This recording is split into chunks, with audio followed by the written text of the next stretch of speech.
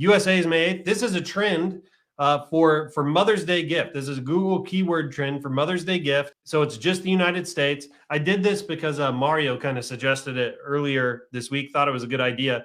And then sales just ramp up as we get closer and closer to Mother's Day, right? So just get going, guys, right? Start testing in the USA, because in 2 or 3 weeks, people are going to be scaling.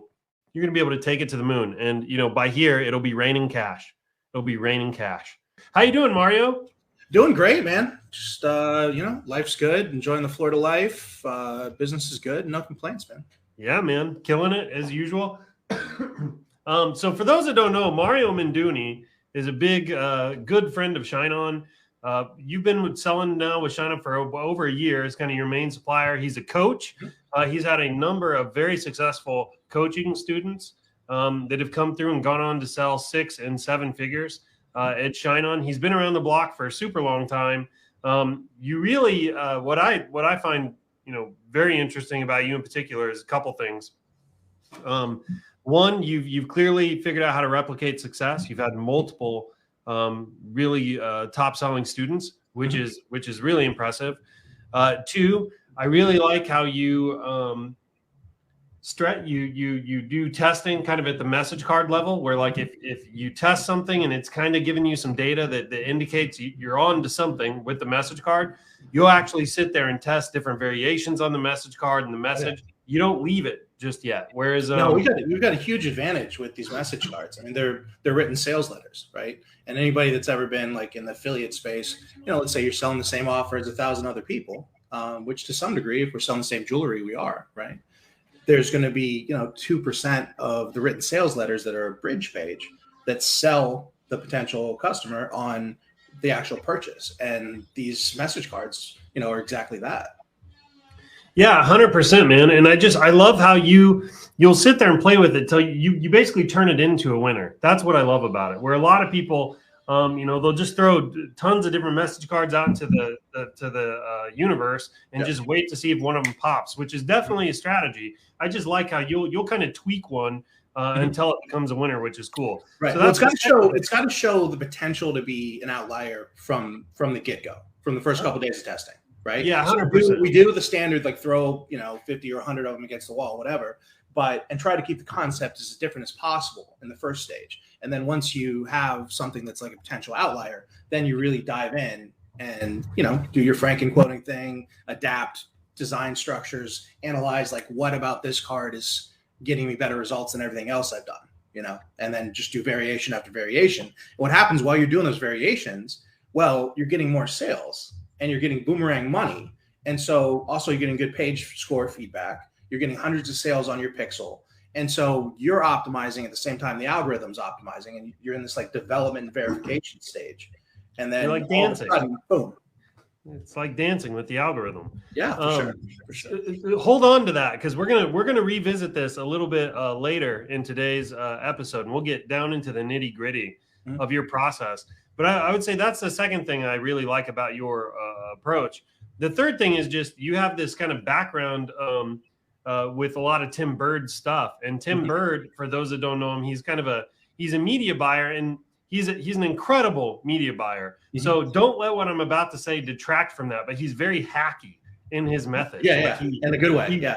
He's really trying to find little subtle ways he can take full advantage of the algorithm. I mean, you could even say he's looking for loopholes, right? That give him just. Oh yeah, I mean, when the major iOS adoption happened last year, at first, obviously, like it's hard to have your finger on the pulse, but like in chaos, there's opportunity. I was like, just give Tim a couple months, and then I'm going to go to his mastermind. Sure. Gary and I did. Gary, who's a top seller, he was I think a top 5 seller last year for Mother's Day. So we went to his mastermind and picked up what's working and traded notes with people, and then bam, we had an awesome Q4. Even though tracking was a mess, everything was a mess. But if you could capitalize on that chaos, it's great.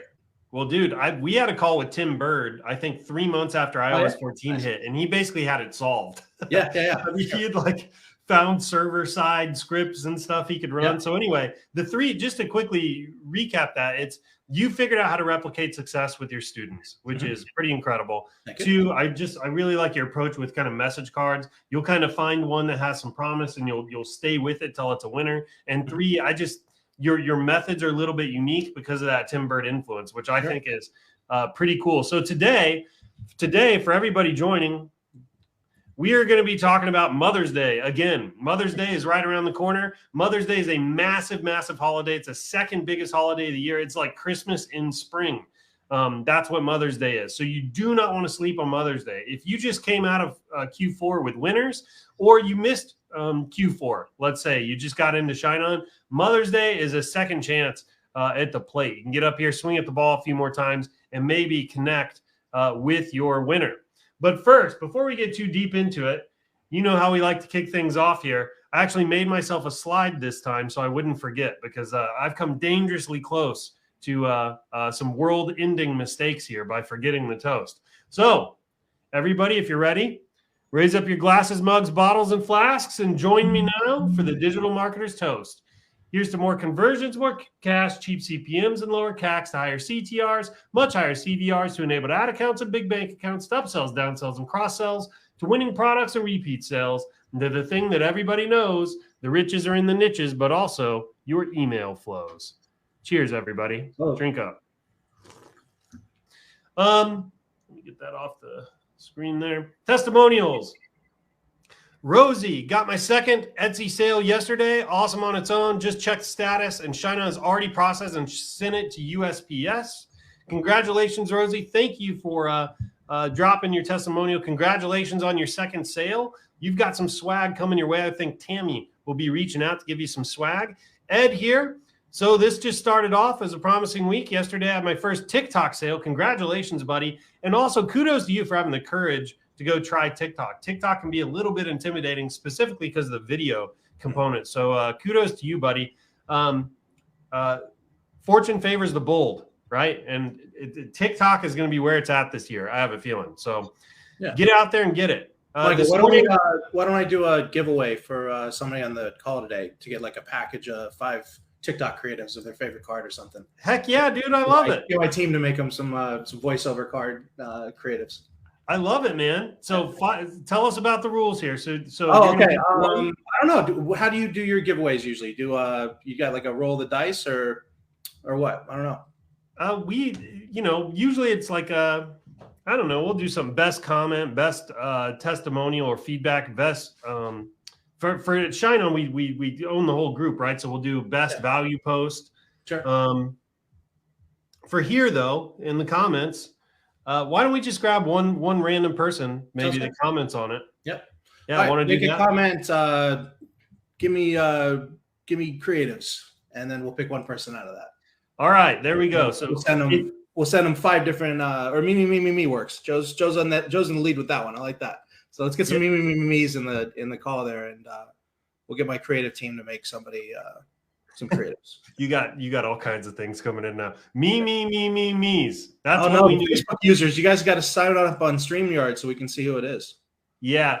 You can go back to the Facebook post though, and it'll show their name there. True. Okay. All right. Fun. So Ed, thanks for sharing this. Congratulations on the sales. You got some swag coming your way, buddy. And then finally, Mandeep, small business last 7 days. $851 in profit in the last 7 days. 851. Congratulations, buddy. Thanks for sharing this. You've got some swag coming your way. Look at this. They're pouring in, dude. Everybody loves freebies. Somebody was asking what's a creative. So for TikTok, obviously video is working, right? So a lot of what's working on TikTok is somebody reading the card out. And a couple of quick cuts and a few things that kind of, clickbait them into listening to somebody read the card, right? So we'll give away, 5 different versions of my sister or husband reading a card, and they'll print it out for you and give you the creatives. You can just upload them right to TikTok. Yeah. Justin here's got a pretty high effort one, if you ask me, as far as comments go. Okay, that's a lot of emoji games. His emoji game's on point. All right. Heck yeah. This is great. Good stuff. I'm gonna have to steal your tactic here in the future, I think. Oh yeah, you do a freebie, man. The comments just come in like crazy. Well, and specifically tying it to the comment like you do in your personal page and everything. Sure. Very nice. All right. So, hey everybody, if you want to, hang on. Before we move on, since we're on your freebie here, How are we going to announce this? Do you Well, want to make it? all right, let me just, you know what? I'm going to give it to two people here. Let me just scroll through.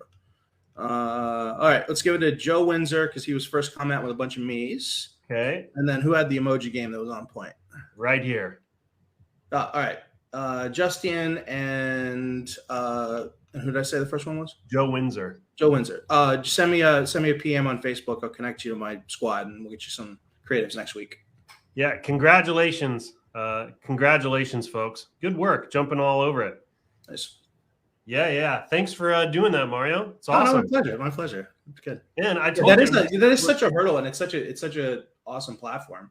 And it's like it's on the scene. We have to do it now. It's like it's undisputed. Before it's not a curiosity anymore. Like you have to do TikTok. I don't think Facebook is going anywhere anytime soon. No. Like it's definitely. In fact, it'll probably still be number one for the next year, potentially 2 years. But TikTok is going to be a solid number 2 by the end of this year for sure. All right. Thank you for sticking through all the announcements. Mario, I've got like 2 more slides here to set you up. Okay. Right. So first of all, I want to talk about the importance of Mother's Day and the advantage all the ShineOn sellers are going to have because we have the Amsterdam facility now. Right. So first of all, when it comes to Mother's Day is the second biggest selling holiday of the year. Right. It's second only to Christmas. It is like Christmas in the spring. So if you want an extra Q4, Mother's Day is your answer, right? So if you smashed it for Christmas, do not sleep on Mother's Day because it can be just as big.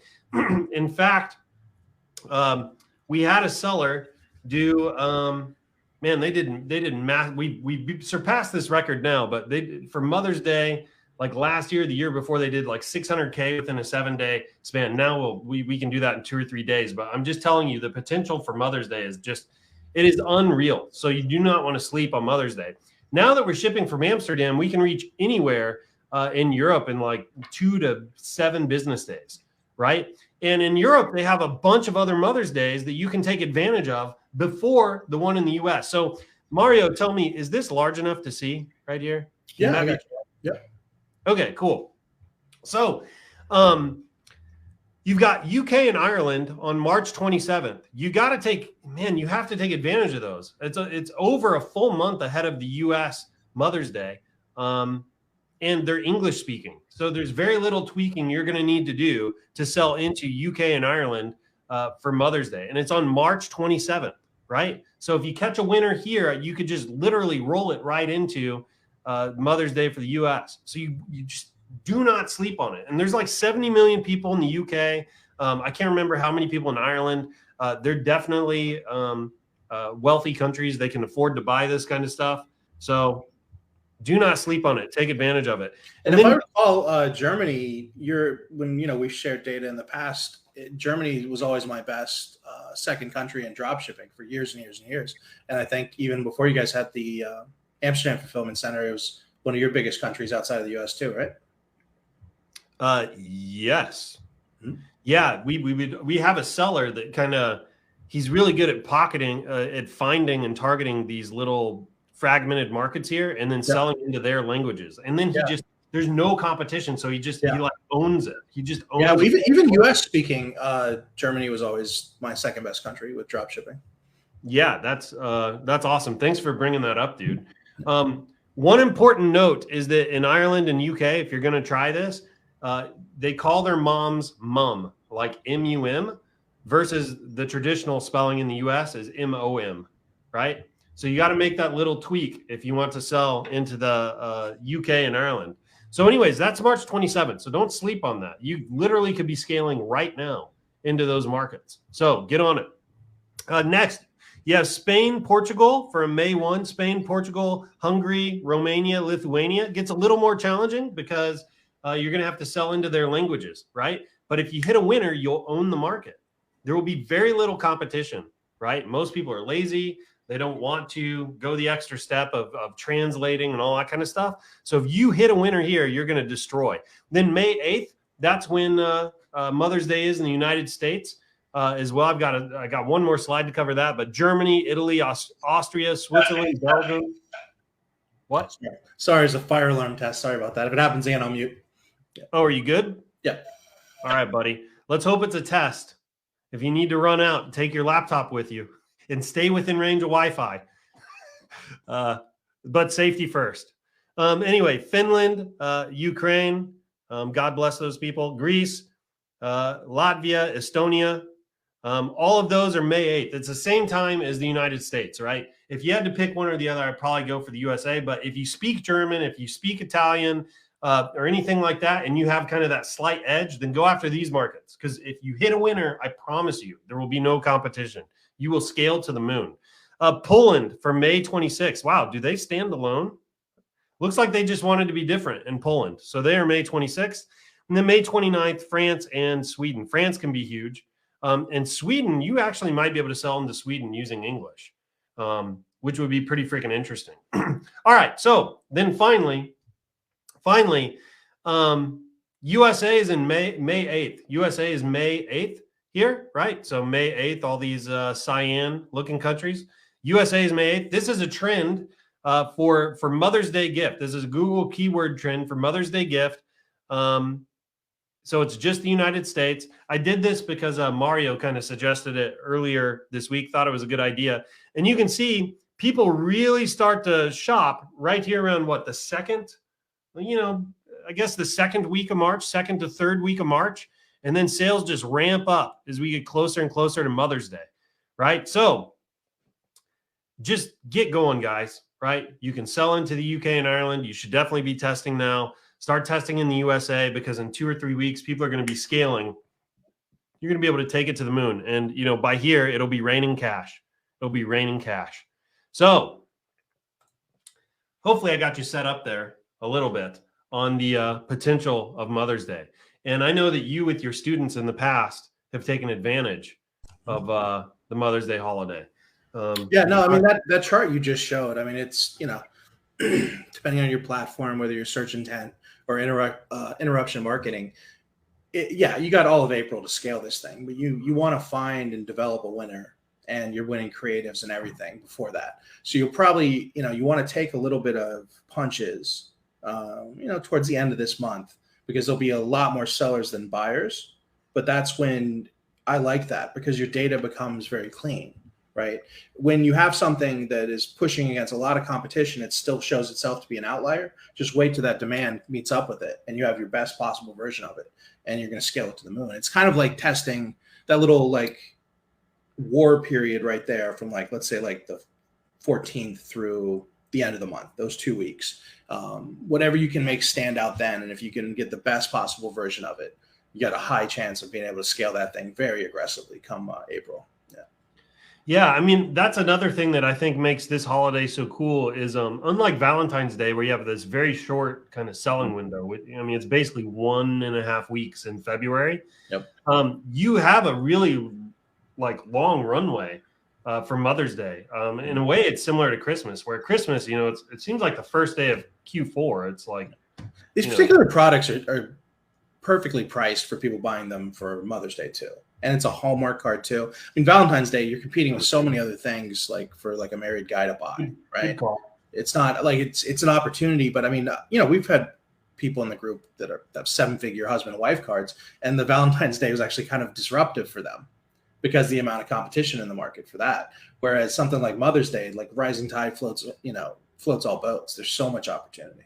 Plus, most people, men in particular, for Valentine's Day are only going to have one significant other they're buying for. Yeah. But Mother's Day, you can have more than one mom. You have a mom, you have a bonus mom or a stepmom, however you want to put that. You might have a mother-in-law. You might have a grandmother, right? You're buying for, depending on the relationship. Maybe you have a grandmother-in-law. It's right. There are a lot of people. Especially if you can get one of those other relationships to be your winning product and do a post-purchase to just a regular mom. Well, then everybody that bought for that, a large portion of them are going to need something to buy for mom too. And you've already gotten their sale from your pre-purchase. You hit them with the post-purchase to mom. That makes for a really nice funnel, high AOV. Yeah, I love it, man. So let's talk about this real quick. I want to talk a little bit about how you do your phrase research. We're going to kind of go through the process here. Let's talk about how you do your phrase research, what necklaces you might try to sell into, which ones are going to be kind of catching your eye and you're going to be experimenting with. And then we'll kind of go from there. But let's start with phrase research. Where are your golden nuggets? How do you kind of approach phrase research? Okay, probably like 3 or 4 different places, right? So obviously there's the spy tools. It's pretty, once you get used to all the different spy tools, you pretty much know everything that's made sales over the last like 3 years, right? And you don't want to rip that. Obviously, you want to take it, you want to learn from it, you want to take some franking quoted from it, some rewriting from it. You want to adapt it to what's trending, now. And it's usually a combination of some unique copywriting, whether it's you're doing the copywriting yourself through like a phrase building exercise, or it's Upwork copywriters give you just one zinger of a line that just totally improves on a quote.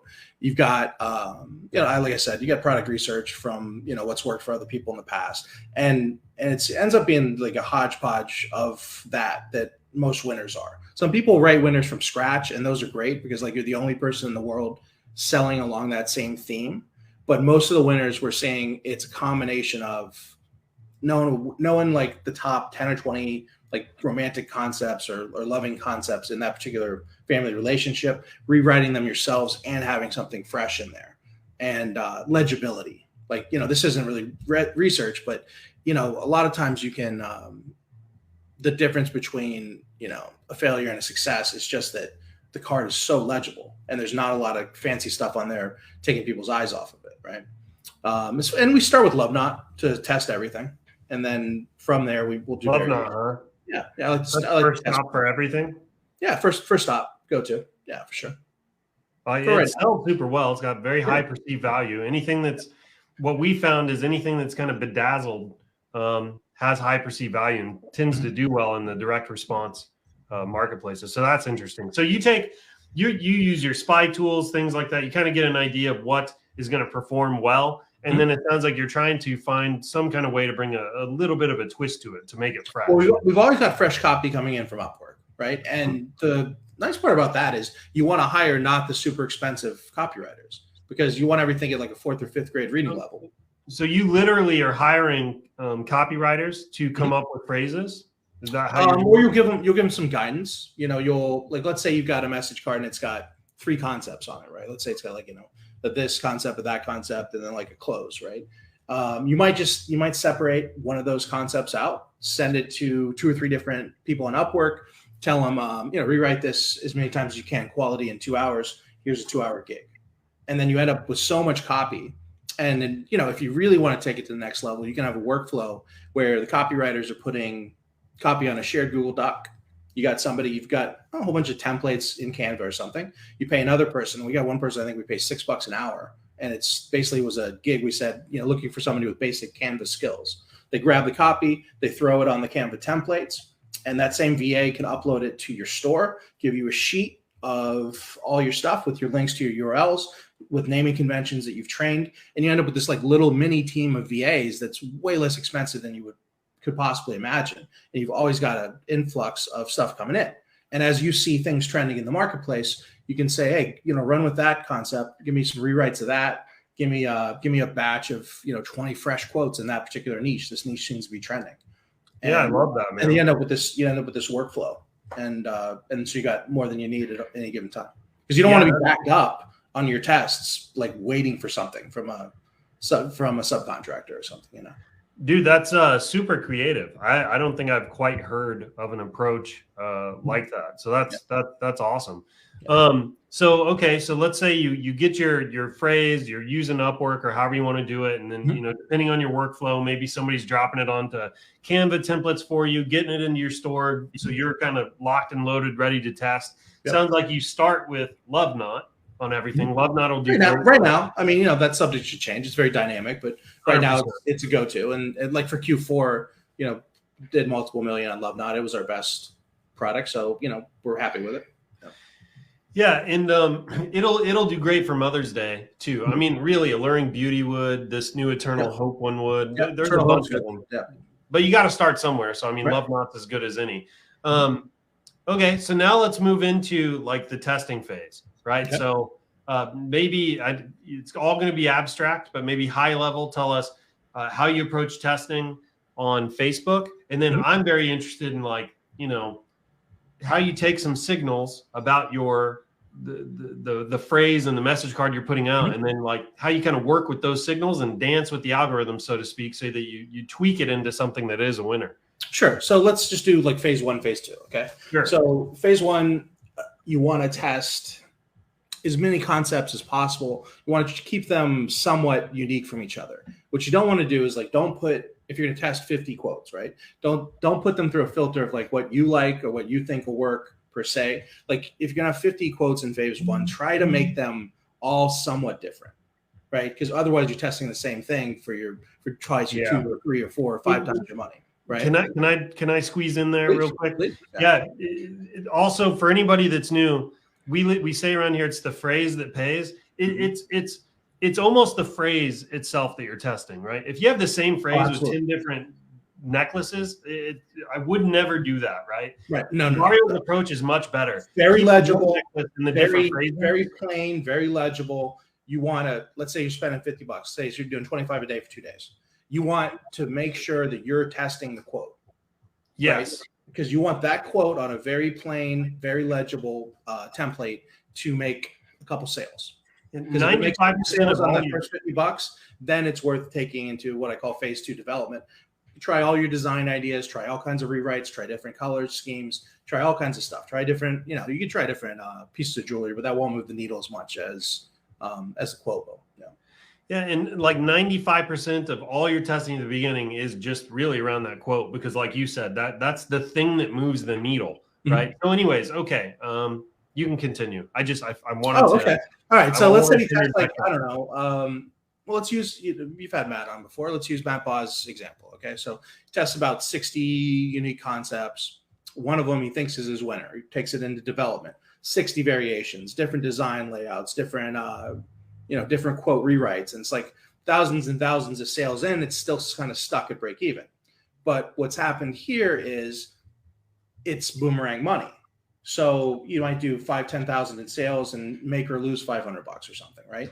And it's super kind of frustrating that you're stuck in this like development phase. But what you got to realize is happening is you have a higher conversion rate now on your websites. Facebook's going to view your site. The algorithm's going to view you in a better light. It's going to send you higher quality traffic.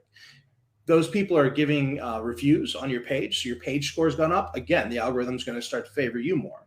And as you are like developing a quote or a concept and it's like almost working, keep bringing fresh stuff in, because now your fresh ideas have a higher chance to work because you're being viewed by the algorithm in a much better light. You've had, 100 payments go through properly. You've had, a few hundred sales go through. You've had good page score reviews. And so, it might be your quote number 70 that ends up being your $500,000 or $1 million winner. But had you tested that as quote number 1, your ad account might not have let you scale it. The algorithm might not have favored you enough, right? So you got to get to the point where like your testing and development is like I said, the boomerang money, and then you're going to be optimized and the algorithm's going to be optimized at the same time, and then you can really get in the game. It really is. It's like to use the dancing analogy again. Yeah. I've never called it that, but I will from now on. I'm taking that. Imagine being paired up with a stranger. It's like at first you're going to be and you're going to be a little awkward, right? Yeah. You might keep a distance. There's going to be a little bit of awkwardness as you kind of find your rhythm and your tempo, but you never know, man. By the end of the night, right? You guys might be snuggled. In this case, it might be 60 variations. With a stranger, it could be, 10 drinks, whatever, right? Yeah, and maybe you got some future dates that come out of it, right? But that's what I'm hearing here with the algorithm. Yep. Yeah, I like it. Okay, so it sounds like we've heard the process around the message cards. You're kind of walking us through kind of your phases, right? The phase 1, phase 2. It sounds like development is your phase 2, right? So phase 1. What's development and verification, right? So let's say you test 50 quotes for $50 a piece, like just from scratch, brand new ad account, what have you. And, 2 of them are looking pretty good. They made like 2 or 3, 4 sales in the first couple of days, right? So you got phase 2 is really development and verification, right? So you're going to put more money into version 1 of your best stuff so far. And simultaneously, you're going to want to test variations of that on the same day or days to eliminate other variables, right? So if you're putting more money to see how good is my version 1, and you're testing as many variations as possible maybe like 10 variations, maybe 5 of them are graphic variations, maybe 5 of them are purely copywriting variations. You want to test, you want to identify like variables as scientifically as possible, right? You want to eliminate as many variables as possible to make the conclusions on whether your variations are helping things or hurting things. Yeah, and it sounds like, and this is what I'm hearing you say, that the kind of development and verification process in a way is one and the same, right? Because it's like, as you're developing out the message card, if it continues to do well, that's also kind of verifying that you're really onto something. Right. And at some point, and I'd like to know when, at some point you reach a stage where you go, okay, this sucker is ready for scale, right? Like, when is that? Like, how do you know when? Well, okay, that sort of depends a lot on the trend, right? So if you're coming into the Google chart you just showed, and it's right at the beginning of April, and you don't want to just stay in development, just like hoping like to get the perfect thing, because then you're going to over test and you're going to miss your scale, right? But let's say it's July and it's super slow, you're in no rush. Like, time is on your side because you really, really, really have like months to get the best of the best, right? And we had clients doing multiple 6-figure months in the slow months in the evergreen niches, and it was just a ton of variation testing to make it strong enough to scale. But Q4, we had a couple people that sort of maybe they hit their winner, maybe they didn't, and we're right in the middle of Q4. Well, it's a risk reward thing, right? We come in with a higher budget scaling strategy, give it 3 days, risk a few G's. If it doesn't scale, all right, we went down a G or 2 or 3 tops, right? If it does scale, you do hundreds of thousands in sales, maybe you evergreen do $1 million off of it. So the risk reward, if you're on trend, favors you being more aggressive. It's less risky to be more aggressive if you're scaling into a trend. What the risk there is the risk of not loss per se, but not the risk of missing gain if you're not getting aggressive into a trend. But if you're in an evergreen time, then you don't need to be super aggressive. You want to do as much development as possible.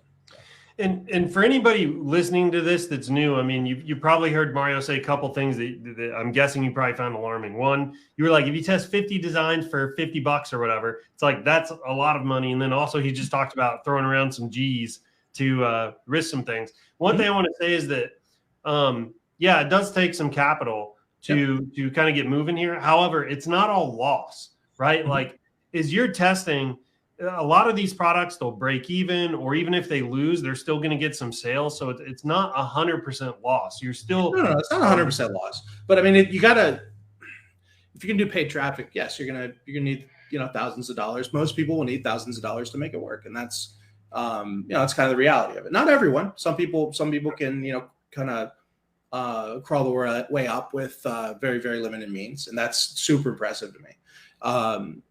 But it becomes a risk reward thing, right? Like, if you want to make a significant amount of money off of an event like Mother's Day, well, sure, risk. You test. You're risking $500, a few $1,000s in potential losses as you're buying data and finding it. And then when you have your outlier that you want to scale into April, well, you say, all right, well, I'm gonna use an aggressive scaling strategy, and if I lose, I can afford to lose this amount of money over the course of like 3 days. If it goes to plan, I'm going to make 10 or 20 times my potential loss. And I'll take that. I mean, if you go to a casino, would you take that bet? If it was a 50-50 shot, you put $3,000 down that you're either going to lose because you don't lose the whole 3. You put $3,000 down. Let's say you lose 1,500, or you make $30,000. Yeah, it's like the odds, like, there's nothing better. Yeah, the gains here are so outsized. I've never seen anything like it in my life. And anything where you don't carry your own inventory, so you don't have where there's relatively unlimited inventory, and you don't have any of the costs associated with inventory, whether where I came from in drop shipping, or in having a fulfillment partner like ShineOn, which is 99% of what I focus on now. That's the risk reward is it's the best opportunity I know of on a risk reward basis. Well, dude, the biggest time I ever scaled, like the time I'm most proud of, I've always tested like a poor person. It's just I don't know what it is. But I'm very like on my testing. I really like to make sure I know my audience really well. I have a great idea what's going to work. I make sure the funnel's set up right. I mean, I'm very meticulous so that when I start spending money, I'm giving myself the best chance of success. And then when I do it, I use very small testing budgets. But the time I'm most proud of, I literally I think I only tested with like $1,500, and I maintained break even through my entire testing phase. So I never lost money, and I ended up taking that to like 220K or something like that. Profit, not revenue. I mean, it was an incredible. I'm not saying that to for anybody listening. I'm saying that to give you an idea what's possible here. It's the returns in this business they're just unmatched. There's nothing else out there that comes even close to the opportunity. And this is why I say I think it's the greatest entrepreneurial opportunity ever, right? Like you said, you have to risk any of your own capital on inventory. You get to sell your product to customers you've never met, right? Somebody else fulfills it for you, and you use these distribution channels that are every bit as large as what a Target or a Walmart or a Costco has access to, but for literal pennies on the dollar. I mean, it's unbelievable that it feels like a miracle that it even exists. I mean, seriously, when I really think through what this actually is, my brain sometimes can't even process it. It's like, how does this actually exist? It just doesn't even seem like it should be real. That's one of the bigger psychological problems too. For people is that, for lack of a better term, this sort of business model feels too good to be true, right? And for me, it's a reality because I've been doing it full time for 7 years, whether it's drop shipping or POD or what have you, and so I have people come in and they want a consult, and they've got this high overhead business. They've got years into it and tens of thousands or hundreds of thousands of dollars into an idea they thought would work. And now they're just starting to do paid traffic or something, right? Like it's sort of, they're going to force their idea on the marketplace versus, with this sort of thing, you have an idea that's just a quote and you put $50 behind it and maybe it works, maybe it doesn't, and then just move on. Right. Yeah. I mean, it's insane. I'm hearing you 100%, man. Okay. So let's see. We got your phrases. We got your testing. I understand how you moved into a development and verification phase, I really like how you kind of articulated that. And then you also talked about how it's not like there's a specific tipping point or inflection point that you hit that tells you, okay, this thing's ready to scale. You kind of look at how much time you have before the holiday, what the buying activity is, how it's doing, that kind of thing. And it sounds like you kind of slowly push the pedal to the floor based on the data, your return on ad spend, all that kind of stuff. Well, unless you're coming right into an event, then it makes more sense to be aggressive. Right. Right. Yeah. And then the additional advantage we have now too is that in this development stage, this testing and verification stage, well, what if it's just not quite good enough to work on a picture ad on Facebook in today's algorithm? Well, maybe you test 10, 15, 20 TikTok creatives and it is good enough. Right. So we have this whole other channel where you can beat things out. Just because something may not be scaling for you on Facebook, a good enough video creative might be what it takes to get it profitable.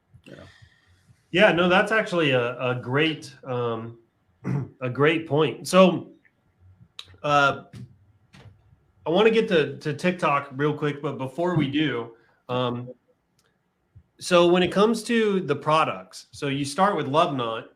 At what point do you ever kind of start experimenting with other products, or do you?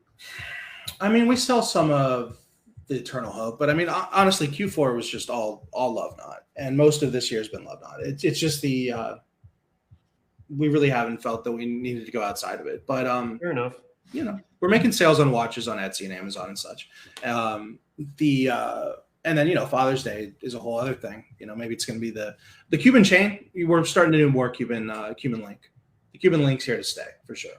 Yeah, it's so that's a whole other market opportunity that's it's definitely here to stay. It's popping. It's evergreen. It's Father's Day. It's Q4. It's it's here.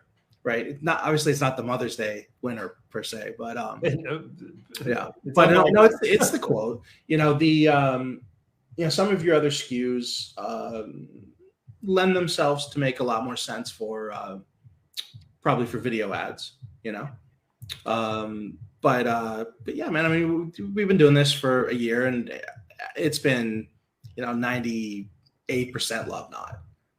If the little coaching group's done, I don't know, 5, 6, 7 million in the year or something like that, or more, it's been like almost all love not. Yeah. That's funny because we crush it with Alluring Beauty, man. Nice.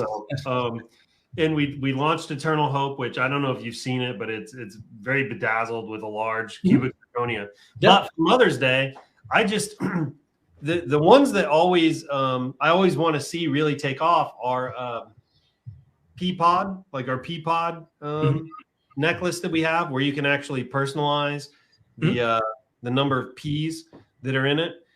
So it's a good Mother's Day gift because it's like if the mom has 2 kids or 3 kids or something like that, you can get the pea pod with 2 or 3 pods with the message card. And then the other one I always want to see take off is one of our hand stamped charm items. So we've got like an infinity bracelet, and then we have it's called Sweetest Hearts, and Right. it's you can actually get like some initials or something like that stamped on some hearts and then given to the mom. So anyway, I've always here the main selling point is the product itself, not the message card as much.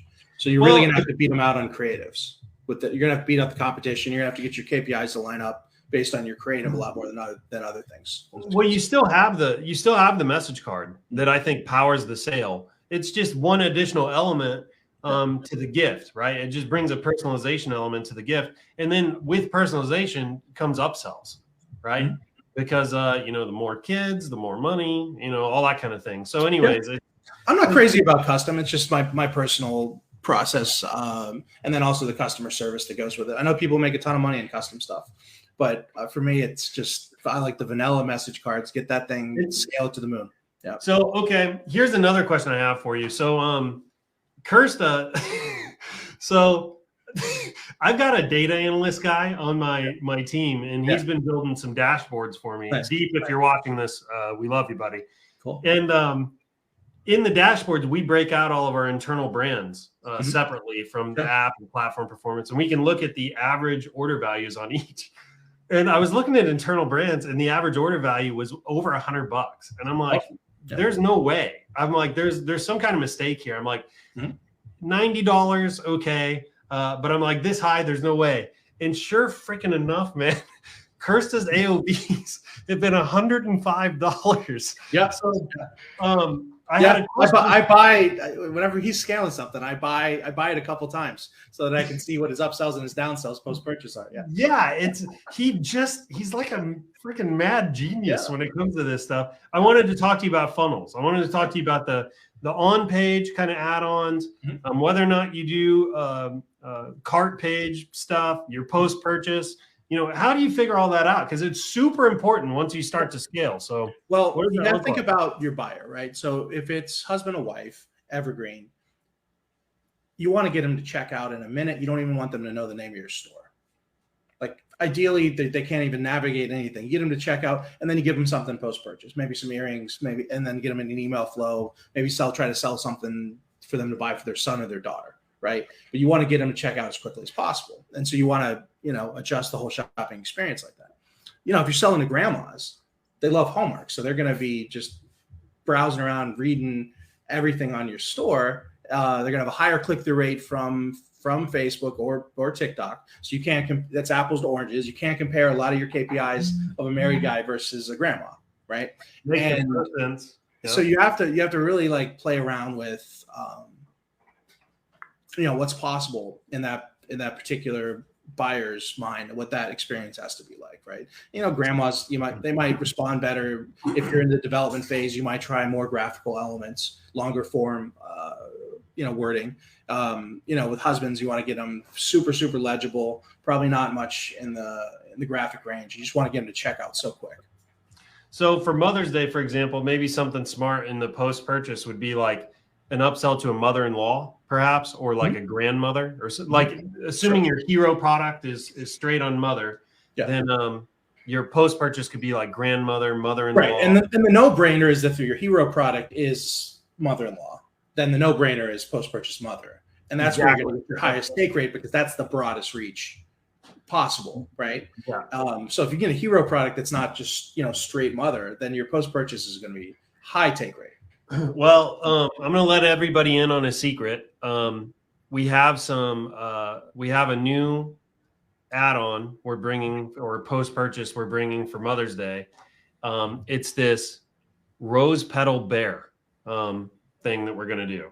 So it's a bear, and it's like made out of rose petals, and it's sold really, really well. We've actually sold it. One of our media buyers has sold this before to the tune of I think it was a really high 5 figures for Mother's Day. So we know it's going to absolutely crush. It is in limited supply.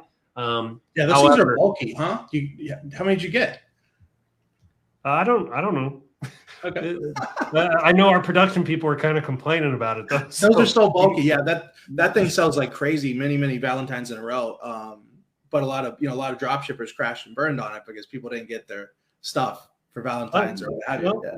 We're taking care of that. But if you guys have it in stock, that's awesome. Yeah, that's a known that's an evergreen bear. Yeah, for sure. It's assembled and in stock. The only issue is that it's limited quantity, right? Yeah. So we only bought a little bit. Was it Jim? Did Jim push a bunch of those in his drop shipping days? Yeah. This idea came from Jim. I didn't know. I was just guessing. Yeah, we'll give him some credit here. Jim put up big numbers in drop shipping. Probably still is for all I know.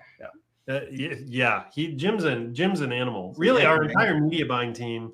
Yeah, it's unbelievable what they're doing. So just for fun, you got Cursed already, and then Jim is also a mad genius, kind of in his own way. Dude, I love the idea of you guys carrying inventory on stuff that's no brainer.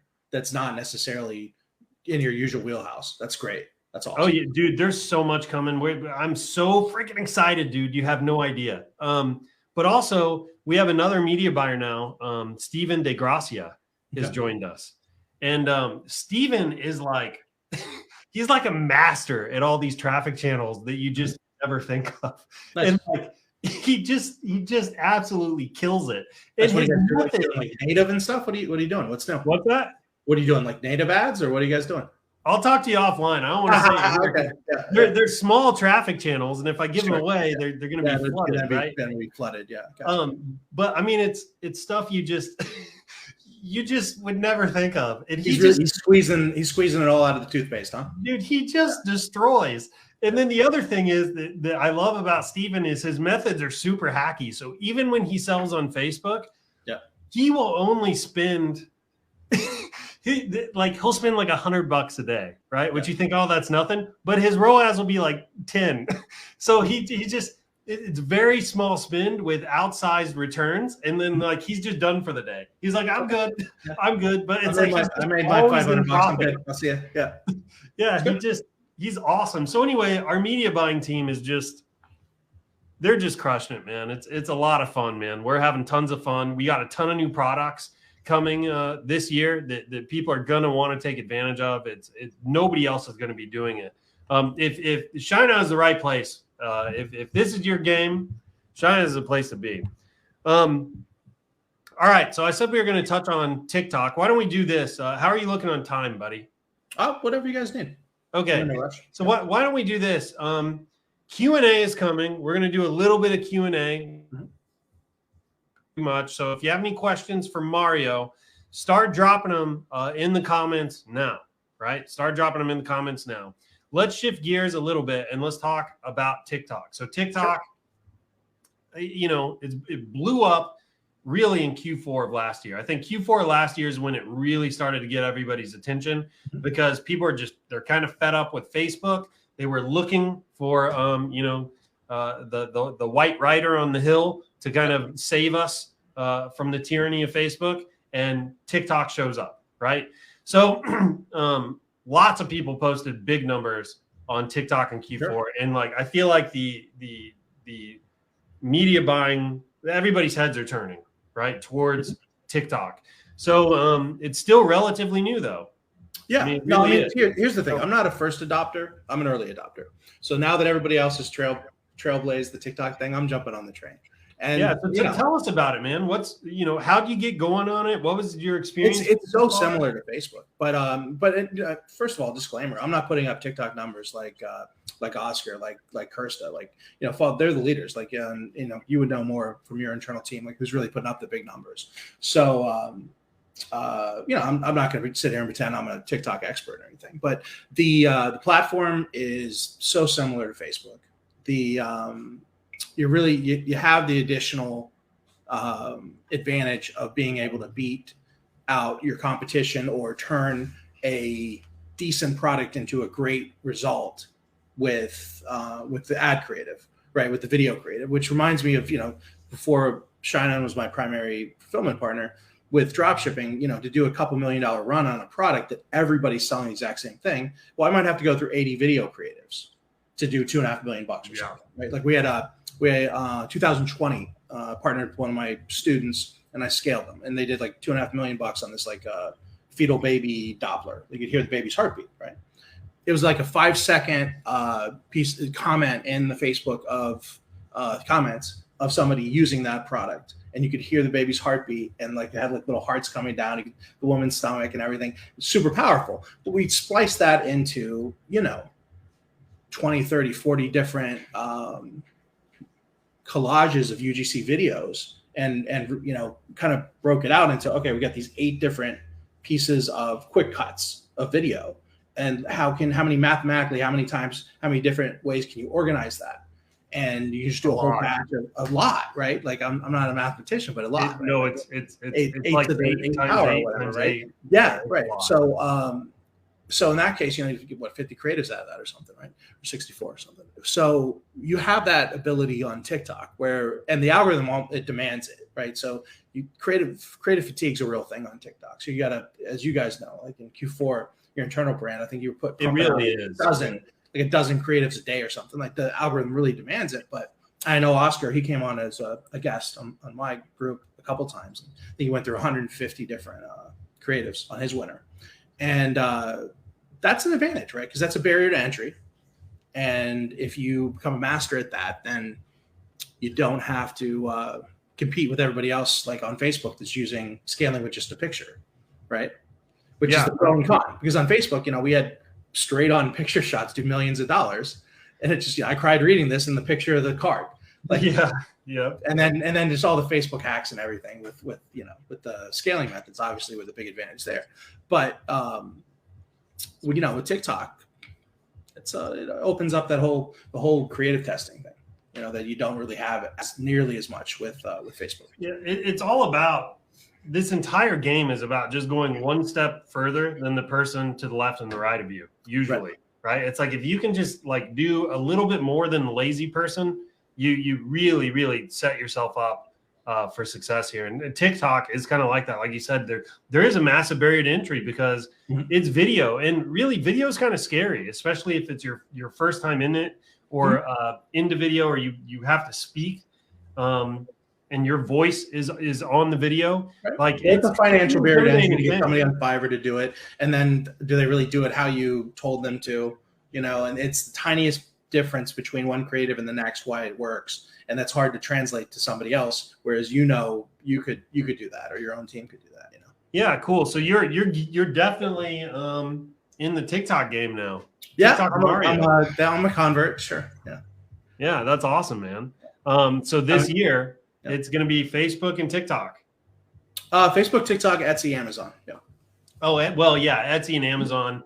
For the paid traffic, mostly TikTok and Facebook, right? Mm-hmm. Yeah, PPC Amazon is big on the list for this year too. So we'll see how far that goes. Yeah, fair enough. It's a little harder to scale, is all. Mm-hmm. Sure. But yeah, that's cool. It's easier for me to outsource, though, right? What's that? It's easier for me to outsource though too than Facebook and TikTok. The media buying, the PPC media buying, I got an intern, and she took a Udemy course, and it's profitable with PPC on Amazon right now, right? Like out of the gate. So that's with a little bit hey, try similar products to this, So it has its advantages, right? I'm going to give you a ROI on time. I'm going to give you a pro tip on Amazon. Okay. Find people that do write Kindle books and then sell lots of them with PPC ads. Okay. Their methods are amazing because their cart size is so tiny. Yeah. It's so tiny. Like they have found all the hacky stuff to make it profitable. So because an ebook will be 99 cents, $3.99. Like it's not much at all. Anyway, yeah, that's awesome. So by the way, the four platforms, if you're new or you're experienced, whatever, the 4 platforms you want to be focused on this year, right? Facebook, TikTok, Amazon, and Etsy, right? Those are the 4 places you want to be this year. Don't sleep on those at all.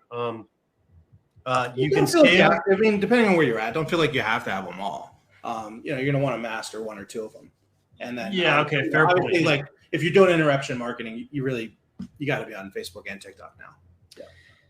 Yeah, fair point. I mean, if you're brand new, let's call you don't have to also do interruption and search intent marketing, and even even just basic listing on Amazon and Etsy. If you do $1 million on a run with Facebook, for example, you probably do 50 or 60 grand, maybe even more, just organic on on Amazon and Etsy, just because you've created the market with your interruption marketing for that search term and the name of your product, right? Yeah, you can easily get to 5 figures on one platform. 5 to 6, you may want to start. You can easily get to 6. I mean, if you're going to do it right. I don't consider a win until you're done 6 or multiple 6. Fair enough. Yeah. All right. So let's. I'm going to start doing some Q&A here. We did have some questions come in. Let's see here. Sure. Bear with me. Let's see. Facebook users, Mario using a page builder like Gym Pages to make custom landing pages. So last year, especially the first half of the year, Gem Pages was really crushing it for a couple of top sellers that were in my group and I was working with. ShineOn's app got a lot faster, so the ShineOn product page now loads fast. So it's not as big of an advantage to do something like Gem Pages. Also, Dawn theme. When it came onto the scene, if you just use the Dawn product page, it loads lightning fast. That said, I mean, any sort of conversion rate optimization, if that's your wheelhouse, obviously is going to pay dividends, right? Whether you're using Gem Pages for a split test, or if you have the budget, you can use something like Visual Website Optimizer and do a lot of multivariant tests on your page to get it up. I know Krista does some sort of CRO. I don't know which software you guys use in-house. I don't know. But I mean, that can make a big difference, especially at scale. Gem Pages are. It's a great, if you have a great converting Gem Page, there's an additional advantage. But you certainly don't need it to do millions of dollars. You can just use either the ShineOn app product page or just the standard Dawn theme product page. Well, you can play around with the buttons a little bit. You can make the buttons better on Dawn. And it really is at scale where you're going to see most of the advantage of this kind of thing. Yeah, big time. Yeah. I mean, if you're doing $1 million and your margin's 10%, you can get it up to 15%. I mean, that's huge, right? It's 10 to 11% is huge at $1 million. Yeah. Right. So for sure. All right. What do you teach in your course? So you do some coaching. Do you want to maybe tell everybody? Yeah, sure. Without being too pitchy, it's a 6-month group and one-on-one coaching program. So there's a lot of one-on-one calls with myself. Matt Ba also came on as a coach recently. Matt's a 7-figure seller. We do at least 4 group calls a week, from a fundamentals call to a Etsy and copywriting call to a advanced scaling call to an open Q&A call. We also make a store for you from scratch. We do an onboarding call, myself with everybody that comes on. We go over terms of service compliance. I put over 60 people through the program in the last year. Not a single person's lost their ad privileges, which is a big thing with Facebook. Okay. Yeah. So I make people untangle anything that's against TOS, give you marching orders to build up your account quality that you can see and the account quality you can't see. And, lay out the whole business model for you. That first call is really where it's at. It's a long call. We do, we lay out a testing strategy for you. We show you example of 7-figure cards, 5-figure, 6-figure cards, the kind of stats you're going to be looking for in a particular niche. So it's a very hands-on. It's not sure there's a ton of recordings, like, hours, hundreds of hours of recordings, but It's not a course. It's a very much hands-on 6-month group and one-on-one coaching program. And if folks were interested in that, I have a free course. Yeah. What's that? There's a free course if you guys want to start there. I'm sure many people would be interested in that. Yeah, just go to it's called Print on Demand Profits Post iOS. Just join that Facebook group, and then my staff will get you logins. It's a free course. So we're always adding to that one too.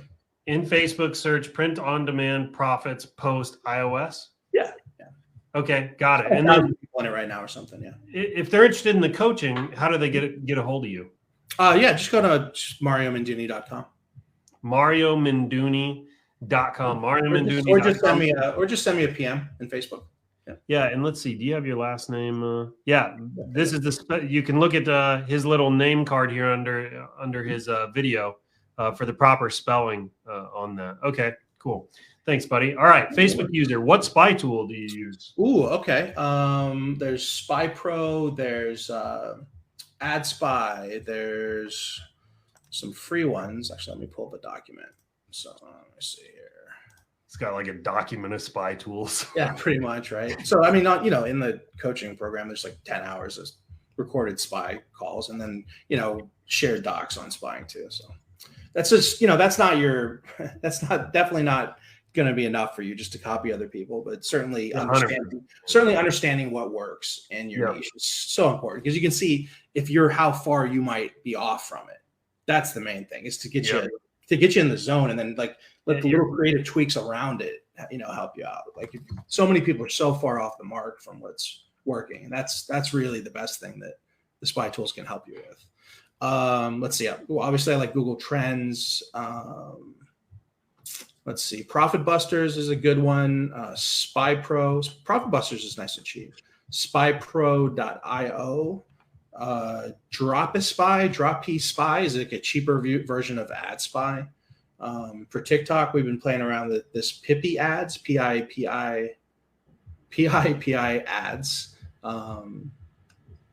It's really a matter of knowing how to use these and how to reverse engineer what's going on, right? So you find something that's working, you want to go to their ad, you want to see if there's been comments recently, you want to see if it's like currently running, right?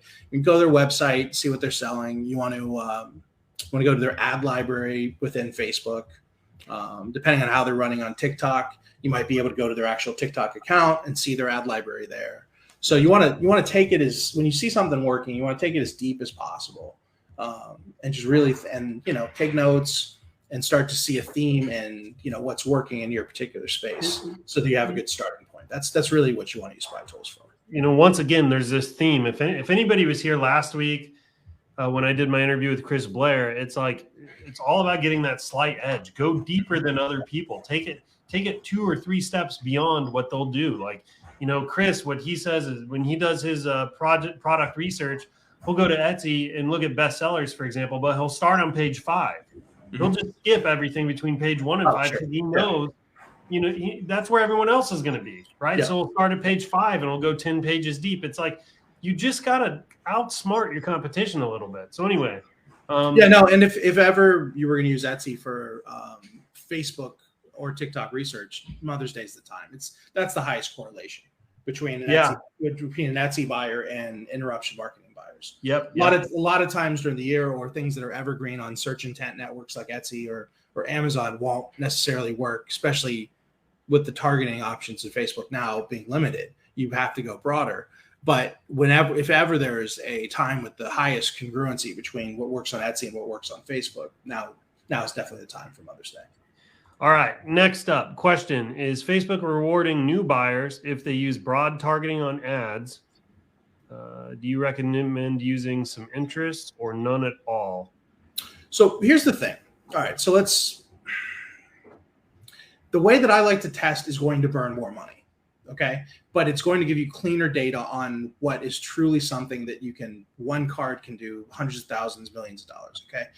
If you target, let's say you're targeting married men or something, right?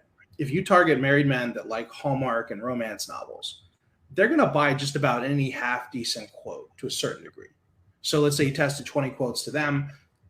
Sporadically, the reason that they bought bought the card had a lot more to do with luck than the actual strength of the message.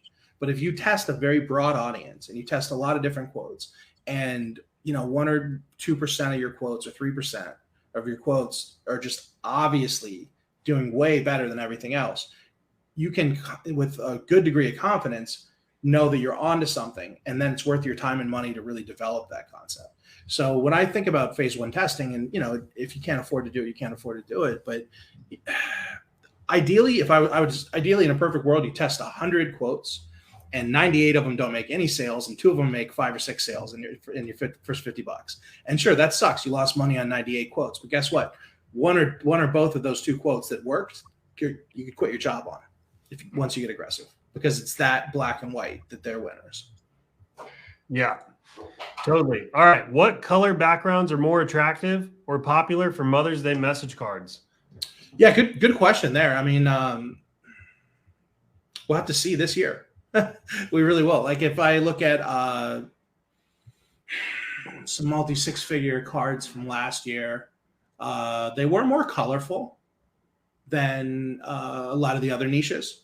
But again, I mean, I'm going to be testing, and we are testing with very simple templates, unless you have a template that's worked for you before that's highly graphical, and then you're going to want to split test different background colors and opposing colors, that kind of thing. I will tell you that.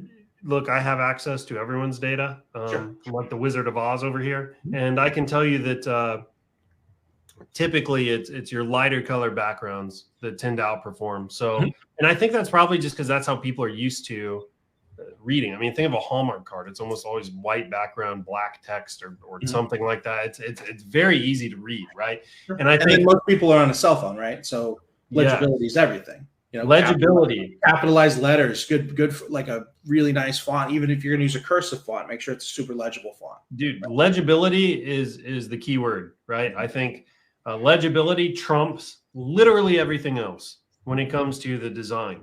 I don't care how aesthetically beautiful a design is.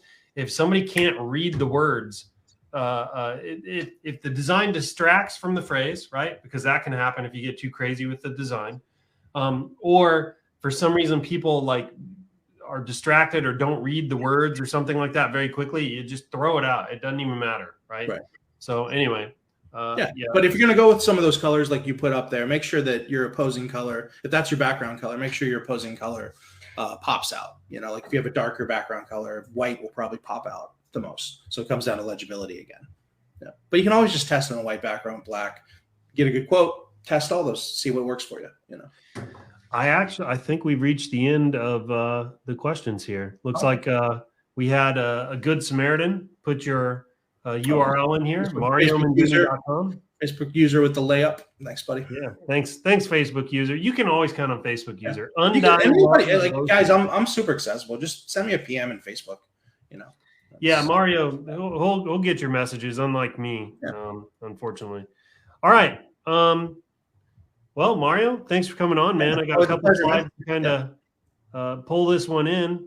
Abarak says, thank you. Do me a favor, guys. Let's show Mario some appreciation for coming on, dropping some knowledge bombs.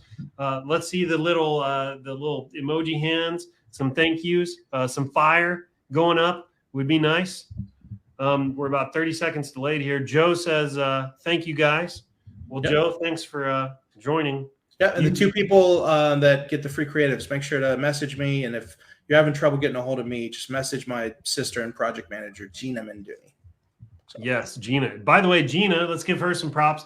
She came up with the title of today's Coffee with Michael, Mamma Mia, Making Millions for Mother's Day with Mario, something like that. Gina's the creative in the family for sure. Yeah, she'll be one of the people reading your the free creatives I'm giving out. She'll be reading those. Yeah. So she'll even cry. You see all the cards that say I cried reading this? My sister is an actress. She'll cry reading. She'll literally cry reading your message card. So that's awesome. Anyway, lots of love for you here. So Mario, thanks for coming on. All right, to round this one out. Look, if you like ShineOn, there is no better gift that you can give than your referral link to a loved one, a friend, your e-commerce pals. Drop it in a Facebook group out there that needs some love. To get your affiliate link for ShineOn, if you tell your friends, you can make money, right? This is how this works. If you drop your magic link to a friend and they sign up, every sale that they make, you'll get like 75 cents, right? That's entry level of the program. To get it, go to analytics and then referrals. You have to have had 100 sales in order to unlock this, and your referral link will be up here in the top right. And then you can literally copy paste it to your friends. And if they sign up through the link, you make money. So go do that. Until next time, if you want to get started with ShineOn, you can sign up and start selling at ShineOn.com. It takes like 60 seconds to do that. If you're on YouTube and you haven't joined our Facebook group, go to bit.ly/GoShineOn to join the Facebook group. bit.ly/GoShineOn. It's where all the magic happens. If you're watching on Facebook and you're not subscribed to our YouTube channel, you need to go do that. youtube.com/C/ShineOnPod to do that, /C/ShineOnPod to go do that, and follow us on Instagram at ShineOn.com, @ShineOn.com, @ShineOn to follow us on Instagram. And we actually have a ton of Instagram content that's going to be coming up. It'll probably take about 30 days, I think, to get that loaded. And where's your TikTok, Mike? We're working on that, actually. We have Is Zappy going to do it? Who's going to do your TikTok? I don't know yet. We don't know. We don't know what that's going to look like. Zappy is kind of the master of TikTok, so it may end up being him. But anyway, until next time, everybody, thanks for joining today, and happy selling. Take care.